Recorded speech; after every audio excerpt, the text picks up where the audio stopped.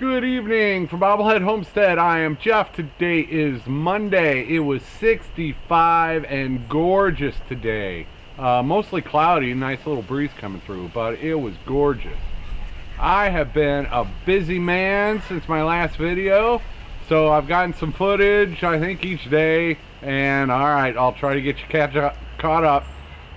Thursday, it was cold and windy, like mid 30s cold and windy, but I went over to the 41.36 Gary from Simple Life Reclaimed and worked on the Suburban Boss Hogg.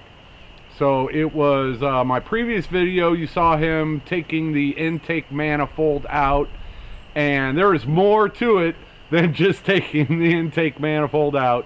In order to get the intake manifold out, there's like 30 things you got to take off and disconnect and move, and the distributor and the spark plug wires and I don't know what all. So all that had to be taken out to get the intake manifold out. So he had done that in the previous video.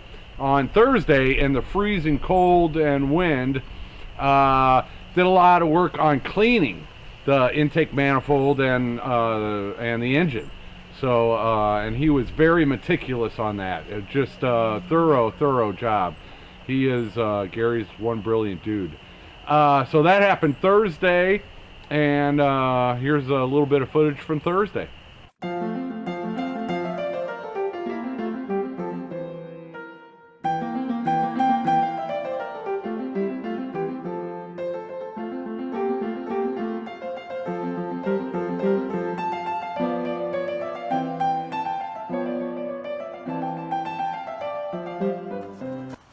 Alright, so you just cleaned the valve cover off. Oh yeah. And that wasn't all that necessary, but that is helpful in the future. Yes. Because it'll tell you if stuff's leaking and where it's leaking at. Because, yeah, it was pretty cruddy. And since the intake's off, you might as well get to the valve might covers. as well get to it. And cleaning it up is more than just cleaning it. It's also beneficial, so you can see where the leaks come from. Yep. Like that see guy. if there's problems later on. That guy's a little loose. Yeah. But I have a fix for that. It's called RTC. We'll get it going. We'll make sure until you can just buy it. That's just a whole set. Pop off, pop in. It might just be this piece, because this piece should turn.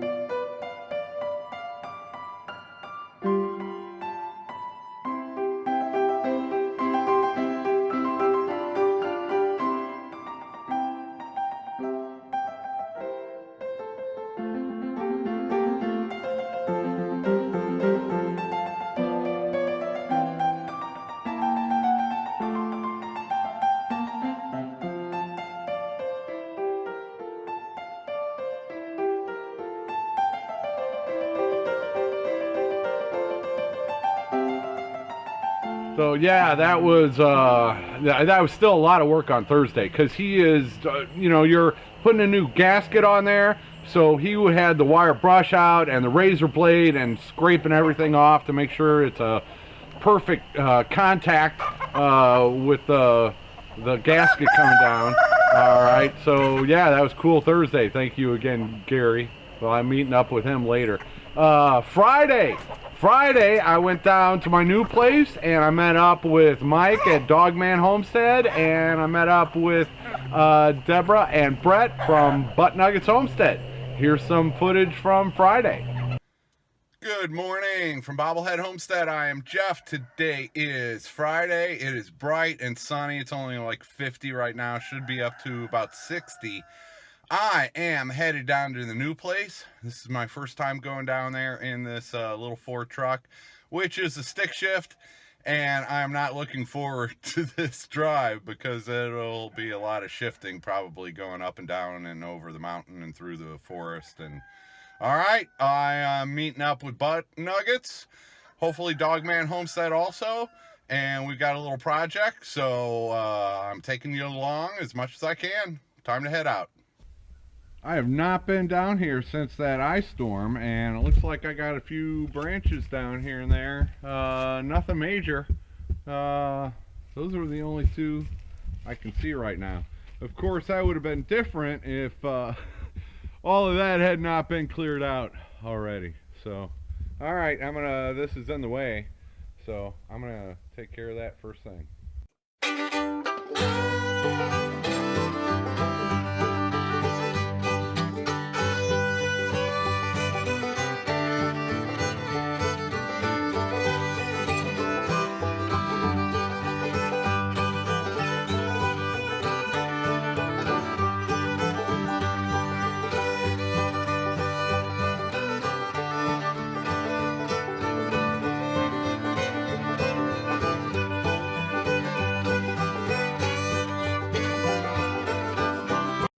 You've got a thing or two to teach Mike about modeling. So modeling the sun. There we go. Ta-da! Pull it down a little bit. Now, there we go. Bobblehead Enterprises down below this video, modeled by Brett from Butt Nuggets Homestead. Amateur. Strike a pose. All right, gather around. Oops. Today Friday? No, Saturday. Today Saturday? God, you guys are old. Man. Old people. They just don't know what day it is. Impromptu session down here. Met up with Butt Nuggets, Brett and Deborah. Hi. Link up above. As you can see, we're hauling a chicken coop somewhere. I'll talk about that later. And Mike from Dogman Homestead. Far out, man. Yep, just down the road here. And you're feeling better? Well, I was till I lifted stuff here. Yeah, every time he comes here, it's my fault. You know, it's blame me. He did all the work himself. That's right. No, as Dogman. usual. Yeah. He did the whole all thing. himself. Picked up that coop and yeah. Put it on there, yeah. So you guys are recovering from a fire Yes. and moving along and getting stuff cleaned up and new situations going. Yeah. I'm not bathing. Okay. You can't shower here either. Did you bring fondue? No, nobody gave us a fondue pot yet. Somebody needs to send this guy a fondue pot and a recipe. I'm not making it. And- Somebody has to make it. Somebody else. Oh, well, Tara, I don't think you can mail fondue. Well, they just gotta send him a little fairy or elf that can make it for him. That's what he No, well, we'll see what Brown can do. Yeah. Just melt some cheese, for God's sakes. That's what I keep saying. Put a Velveeta in a pot, low. It'll melt. You can dip your broccoli in it. Or if you don't like the Velveeta, do whichever cheese with a little bit That's of like milk. $9 a box. It is. That stuff ain't Oh, cheap yeah. anymore. Used to Really be don't $4.99. Now it's $9. All right, we are headed out of here with my chicken coop in tow. Stay tuned for where the chicken coop is going to end up. Good night. Happy trails.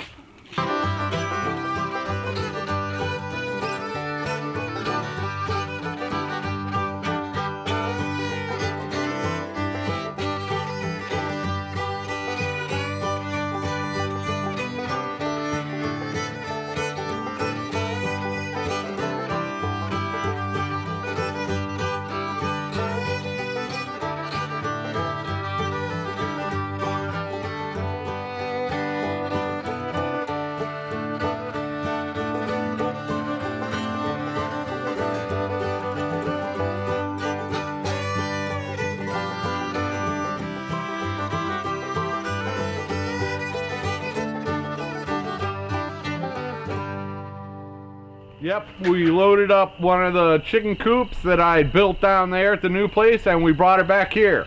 Yeah, I know, I'm moving the wrong direction.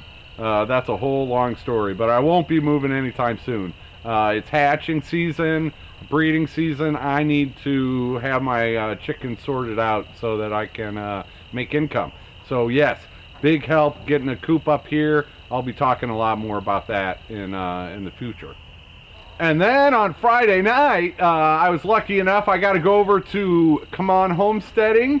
David, Come On Homesteading, he's got a new place just a little ways down the lane here, and I got to go over and get a little tour, and so that was cool. He is moving from Texas and originally from Florida, but he's moving here in the neighborhood here in Arkansas, so that's really cool. If you're not familiar with Come On Homesteading, he's gonna be up here before long and working hard.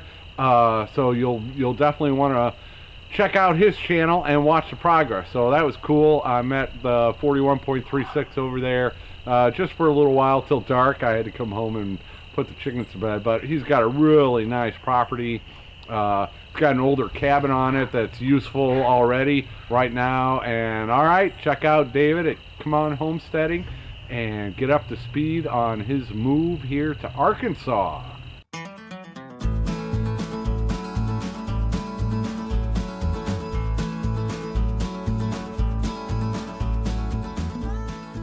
And then yesterday was Sunday, I headed back over to the 41.36, met up with Gary from Simple Life Reclaimed. 41.36, that's what they call their property. They have 41.36 acres, and they share it in two families, Simple Life Reclaimed and Anthony and Roxanne from Country Road Cure. So the 41.36 is the whole family, and then they have their own channels, as if everybody didn't already know that. But just in case, links will be down below. But all right, Sunday, yeah, I headed over there, and Gary started putting Boss Hogg back together. Here's some footage. Somebody's gonna appreciate what you did there.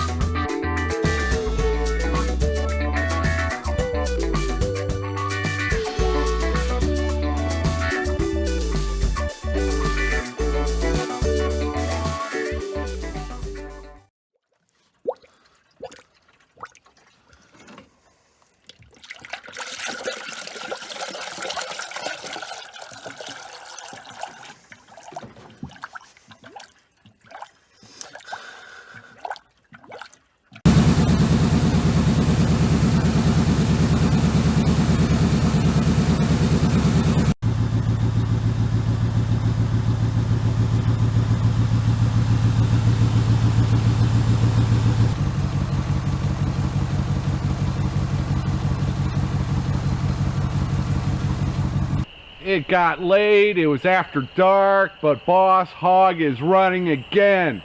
Boss Hogg has been revived. So we took it out for a little test drive. Couldn't get on a highway or anything. It was kind of late and kind of dark, and I'm kind of blind after dark. But yeah, Boss Hogg was running well. He did so much stuff. The intake manifold, but also fresh oil filter, coolant, drain the coolant, replace the coolant, berthed it with the little thing going, and yeah, put everything back together, and did the timing gun and all that stuff. All that stuff. It was many hours of work, probably a good 10 to 12 hours that he spent on that I'm aware of. He might have spent more on it too. So just an incredible amount of generosity, and so thanks Gary, and thanks Mel for letting me borrow Gary for a few hours over a few days. But Boss Hogg is running. It's too far for me to walk down there to get it, so I'll arrange a ride to go down and pick up Boss Hogg. I was gonna do it today. I'm sure I'll get to it tomorrow. But yes, so far so good on Boss Hogg. I still need to take it in for a transmission fluid flush and replacement, and that's better done at a place with a machine that can do it fast and easy. So that will be next up, and then it was running great. A little bit of hiccups, when you're first starting an engine that's been taken apart, but it quickly cleared out and it was running fine. So Boss Hogg seems to be operating in a fine fashion again, and I'm excited. So that takes us to today, which was Monday, and Monday I'm finishing putting this coop together. Here's some footage.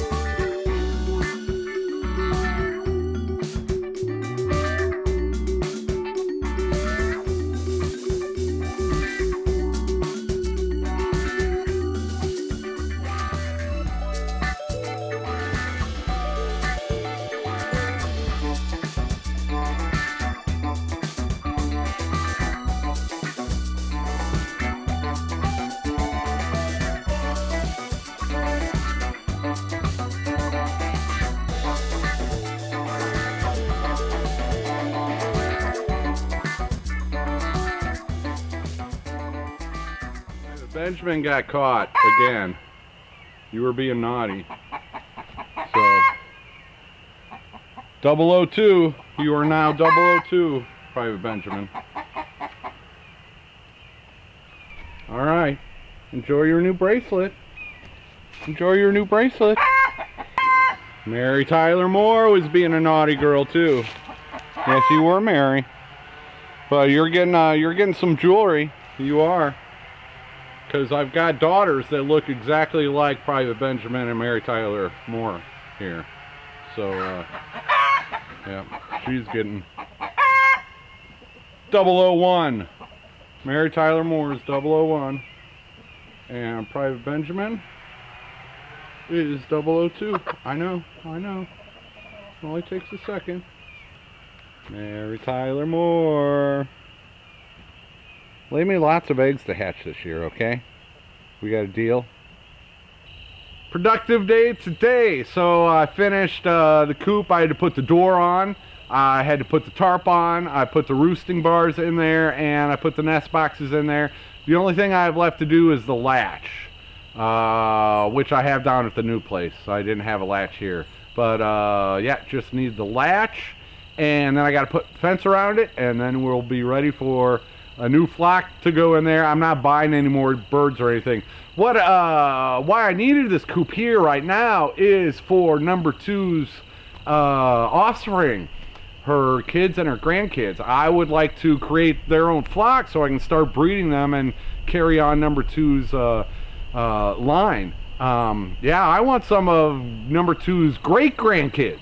I've got her kids, I've got her grandkids, and now I'd like some of her great grandkids. So right now I got 2 of the hens back there in that flock. I got 3 2 of her daughters back there, 3 of her granddaughters up here, and then 2 of her grandsons are in the fraternity boys flock. So I'm going to take one of the grandsons, and he's going to go in this coop, or yeah, I don't know what the shuffling's going to end up like. But her grandson is going to go in with the 2 daughters and with the 3 granddaughters. Yeah, the grandson, granddaughter. They're not brother, sister, though, because, yeah, genetics. The granddaughters have different parents than the grandson.